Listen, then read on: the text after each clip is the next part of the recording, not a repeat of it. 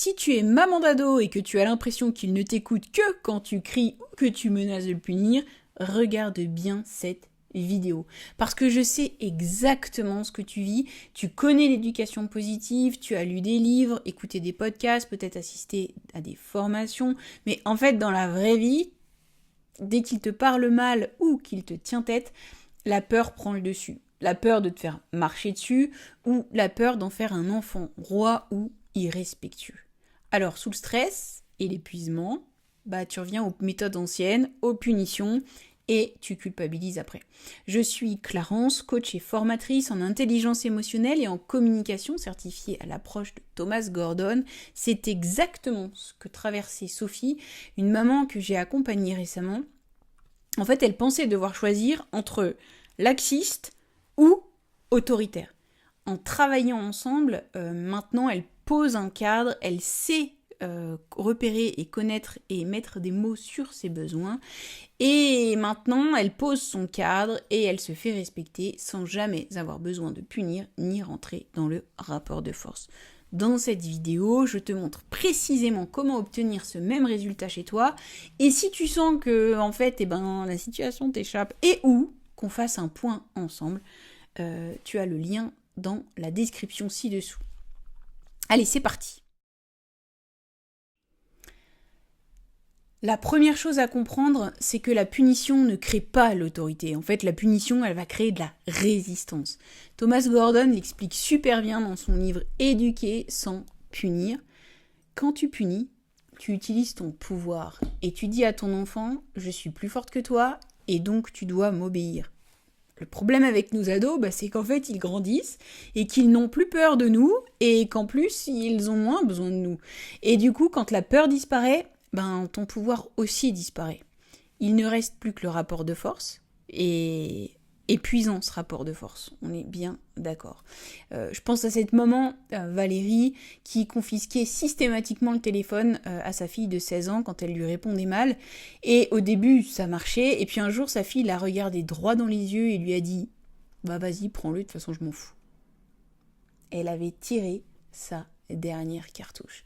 Dis-moi sincèrement en commentaire, est-ce que toi aussi, ça t'est déjà arrivé, ce moment où tu menaces et qu'en fait, en face, ça n'a plus aucun effet. Mets-moi juste oui en commentaire si tu as déjà vécu ça. Je te lirai.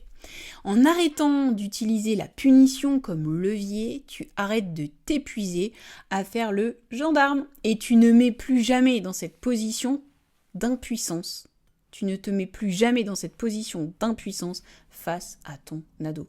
Alors avant d'aller découvrir comment créer une alliance efficace au service de la relation avec ton ado, découvrons maintenant l'outil pour être entendu.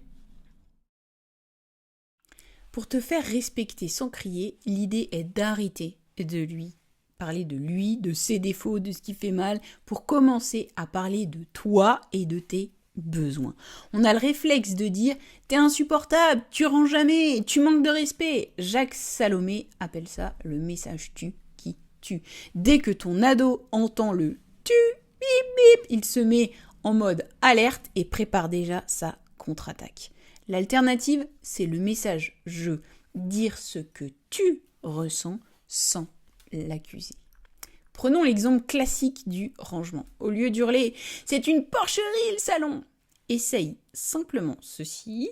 Quand je vois tes affaires dans le salon, je me sens vraiment découragée parce que j'ai besoin d'ordre pour me détendre le soir quand je rentre du boulot. Récemment, une maman m'a dit, qu'en testant ça, son fils a levé la tête, surpris, et a dit « ah bon, t'es fatigué ? Ok, ça va, je vais bouger mon sac. » Alors, on va pas se mentir, je vais pas te vendre du rêve, ça marche pas à tous les coups. Même si parfois on a un peu l'impression qu'il y a une petite dose de magie dans l'histoire. Effectivement, on est sur de l'humain, de la relation humaine, et c'est ultra complexe. Donc, ça va pas marcher à tous les coups, c'est clair. Par contre, ce qu'il y a de sûr, c'est que tu vas gagner en qualité de relation avec ton ado. Alors, si tu veux en savoir un peu plus sur le message jeu, tu trouveras autour de cette vidéo un lien pour aller découvrir une vidéo sur le message jeu et je te mets aussi également le lien dans le commentaire. Ok, si tu me dis Clarence, t'es gentille, mais enfin ta théorie elle est belle, mais moi c'est simplement la guerre chez moi, et je sais pas du tout par où commencer, et ben c'est typiquement le genre de blocage qu'on dénoue ensemble. Je t'ai mis le lien en bas dans le formulaire, tu peux prendre rendez-vous pour un bilan ensemble offert. Tu repartiras avec des pistes déjà concrètes. Tu réponds à quelques questions sur ta situation et on voit ensemble comment appliquer ça chez toi. Alors, avec cet outil du messageux, tu sors du conflit stérile, tu parles de ton besoin, ton ado se sent moins agressé et il est plus disponible pour écouter ce que tu vas dire. Voyons maintenant comment créer une alliance efficace au service de la relation avec ton ado. Comment créer l'alliance avec la résolution sans perdant.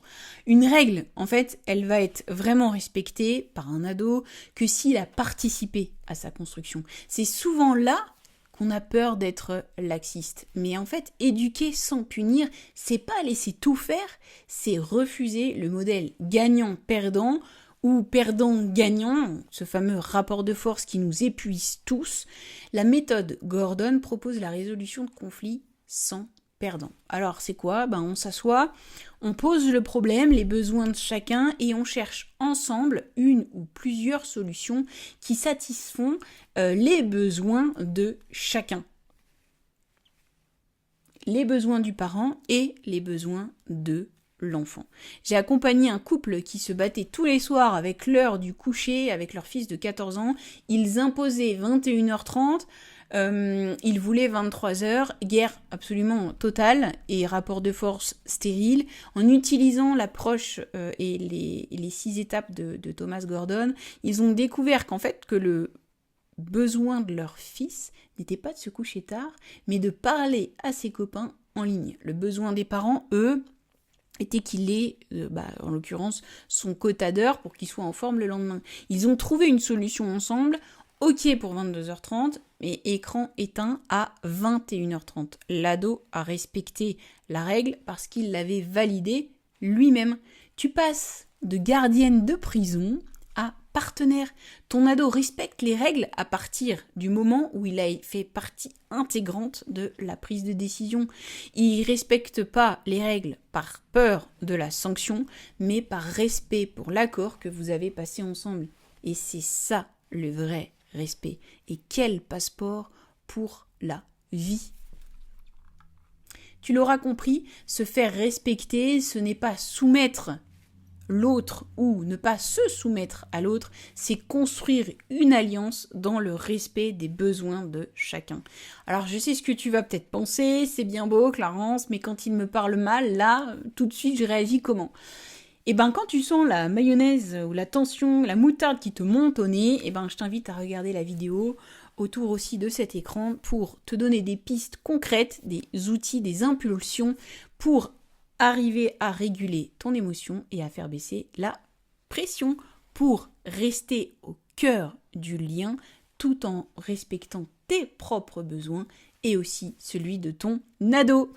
À très bientôt et prends soin de toi.